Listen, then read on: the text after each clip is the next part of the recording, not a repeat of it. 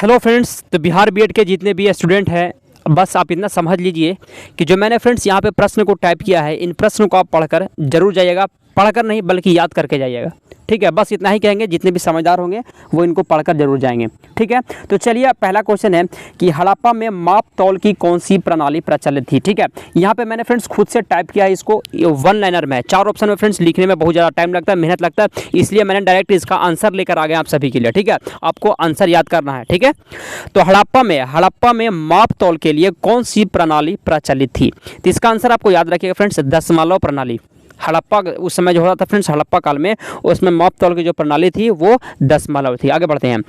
संभवतः ताम्रपाषाण काल में पूजनीय पशु था। पूजनीय पशु बताइए, पूजनीय पशु ताम्रपाषाण काल में, तो सही जवाब हो जाए फ्रेंड्स, सांड को पूजा किया जाता था उस समय ताम्रपाषाण काल में। चंद्रगुप्त मौर्य मगध की गद्दी पर कब बैठा। चंद्रगुप्त मौर्य मगध की गद्दी पर कब बैठे, क्या हुआ सही जवाब। सही जवाब हो जाए फ्रेंड्स 322 ईस्वी पूर्व में। 322 ईस्वी पूर्व में। आगे बढ़ते हैं। भारत में स्थित सबसे बड़ा हड़प्पापुरा स्थल है। भारत में स्थित सबसे बड़ा हड़प्पापुरा स्थल याद हो जाएगा फ्रेंड्स, याद कर लीजिएगा इसको, धौलावीरा है। ठीक है, आगे बढ़ते हैं। और मैं बता दूं फ्रेंड्स, आप सभी को शिक्षा जगत की कोई भी तमाम जानकारी पाना चाहते हैं तो मेरे चैनल को सब्सक्राइब कर लीजिए फ्रेंड्स, खासकर बीएड या फिर डीएलएड हो गया या फिर कोई भी नहीं आता है फ्रेंड्स, तो सबसे पहले इस चैनल पर आपको बताया जाता है।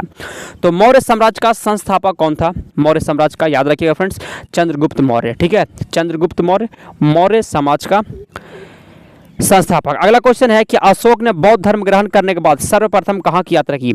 अशोक ने बौद्ध धर्म ग्रहण करने के बाद सबसे पहले कहाँ की यात्रा की। याद रखिए फ्रेंड्स, सही जवाब हो जाएगा बोध गया की। कहाँ की, बोध गया की। आगे बढ़ते हैं।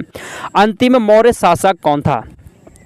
अंतिम मौर्य शासक कौन था, सही जवाब हो जाए फ्रेंड्स बृहद्रथ। ठीक है, बृहद्रथ अंतिम मौर्य शासक। अगला क्वेश्चन है वैष्णव धर्म का मुख्य केंद्र था। वैष्णव धर्म का मुख्य केंद्र था, सही जवाब है फ्रेंड्स मथुरा। क्या हो जाएगा, मथुरा हो जाएगा, वैष्णव धर्म का मुख्य केंद्र। अगला क्वेश्चन है कि बौद्ध धर्म के संस्थापक कौन थे। बौद्ध धर्म के संस्थापक कौन थे, क्या होगा सही जवाब, बौद्ध धर्म के संस्थापक। सही जवाब है फ्रेंड्स गौतम बुद्ध। अगला क्वेश्चन है कि महमूद गजनवी के दरबार की राजभाषा क्या थी। महमूद गजनवी के दरबार की राजभाषा क्या थी, सही जवाब हो जाएगा फ्रेंड्स फारसी थी। ठीक है, आगे बढ़ते हैं। सिकंदर लोदी ने अपनी राजधानी दिल्ली से कहाँ स्थानांतरित की। सिकंदर लोदी ने अपनी राजधानी दिल्ली से कहाँ स्थानांतरित की थी, आगरा में। ठीक है, अगला क्वेश्चन है कि मोहम्मद शाह की मृत्यु के बाद उसका उत्तराधिकारी कौन बना। मोहम्मद शाह की मृत्यु के बाद, मोहम्मद शाह की मृत्यु के बाद उसका उत्तराधिकारी कौन बना, अलाउद्दीन। क्या होगा सही जवाब, अलाउद्दीन हो जाएगा। ठीक है, आगे बढ़ते हैं। दिल्ली सल्तनत की पहली तुर्क महिला शासिका कौन थी। दिल्ली सल्तनत की पहली महिला तुर्क शासिका कौन थी, सही जवाब है फ्रेंड्स रजिया सुल्तान। अगला क्वेश्चन है कृष्णदेव राय का संबंध विजयनगर के किस राजवंश से था। कृष्णदेव राय का संबंध विजयनगर के किस राजवंश से था, सही जवाब है फ्रेंड्स तुलु वंश से। ठीक है, आगे बढ़ते हैं। बाबर ने किस नाम से अपनी आत्मकथा लिखी। बाबर ने किस नाम से अपनी आत्मकथा लिखी, सही जवाब हो जाए फ्रेंड्स बाबरनामा। ठीक है, बाबरनामा याद रखिएगा। अगला क्वेश्चन है कि बाबर की मृत्यु के बाद उसके शव को कहाँ दफनाया गया। बाबर की मृत्यु के बाद उसके शव को कहाँ दफनाया गया था, आराम बाग में। ठीक है, आगे बढ़ते हैं।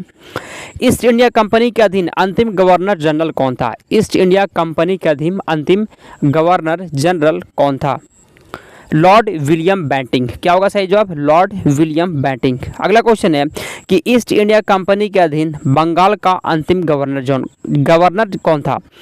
ईस्ट इंडिया कंपनी का अधीन बंगाल का अंतिम गवर्नर, बंगाल का, सही जवाब हो जाएगा friends Warren Hastings. Warren Hastings हो जाएगा। स्वतंत्र भारत का प्रथम गवर्नर जनरल कौन हुए। स्वतंत्र भारत का प्रथम गवर्नर जनरल कौन हुए, लॉर्ड माउंटबेटन। याद रखिएगा लॉर्ड माउंटबेटन। ठीक है, आगे बढ़ते हैं। लॉर्ड माउंटबेटन कब से कब तक भारत के गवर्नर जनरल रहे।